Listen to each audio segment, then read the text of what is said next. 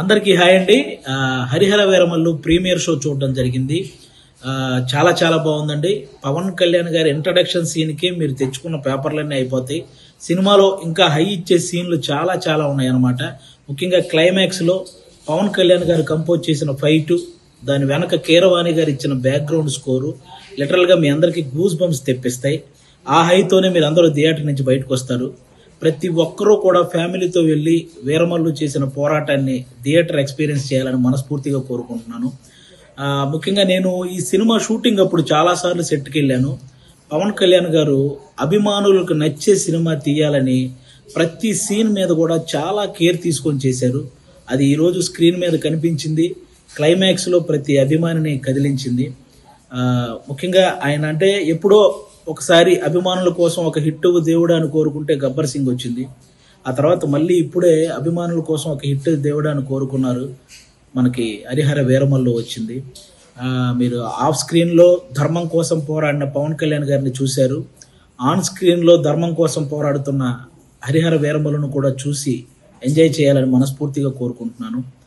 మీరు గమనించే ఉంటారు, ఆయన సినిమా జీవితంలో ఎప్పుడు ఇవ్వనన్ని ప్రెస్ మీట్లు, ఎప్పుడు చేయనన్ని ఇంటర్వ్యూలు, అలాగే 2 ప్రీ రిలీజ్ ఈవెంట్లు, ఇవన్నీ ఓన్లీ సినిమా కోసం నిలబడమే కాదు, ఏఎం రత్నం గారు అనే ఒక మంచి ప్రొడ్యూసర్ కోసం నిలబడ్డమండి. నిజంగా ఆయన భారతదేశం గర్వించదగ్గ సినిమాలు ఎన్నో తీశాడు. తెలుగు, హిందీ, తమిళ్ పెద్ద పెద్ద హీరోలతో పెద్ద పెద్ద హిట్లు ఇచ్చారు. ఈరోజు పవన్ కళ్యాణ్ గారితో ఆయన పొలిటికల్ షెడ్యూల్ని దృష్టిలో పెట్టుకొని దానికి తగ్గట్టు సినిమా షెడ్యూల్ని వేసి అక్కడ పొలిటికల్ కెరీర్లో ఆయన ఒక మైల్ రాయి సాధించడానికి, అలాగే సినిమా కెరియర్లో ఇంకొక మైల్ రాయి సాధించడానికి తోడ్పడిన ఒక మంచి ప్రొడ్యూసర్ అండి ఏఎం రత్నం గారు.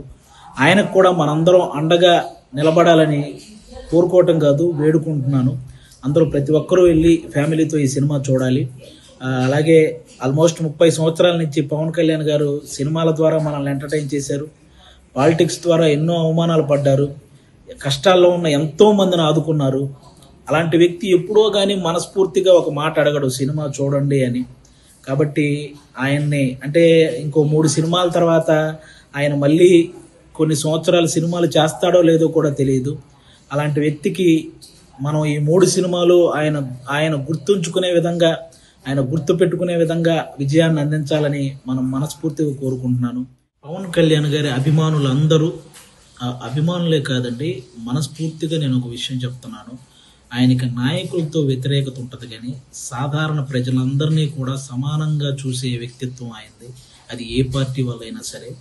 అలాంటి వ్యక్తి సినిమాని ఆంధ్ర తెలంగాణలో ఉన్న ప్రతి ఒక్కరూ కూడా డైరెక్టర్ క్రిష్ గారు వేసిన పునాది మీద డైరెక్టర్ జ్యోతికృష్ణ గారు క్రియేట్ చేసిన ఈ అద్భుతమైన హరిహర వీరమల్లుని అందరూ చూడాలని మనస్ఫూర్తిగా కోరుకుంటున్నాను.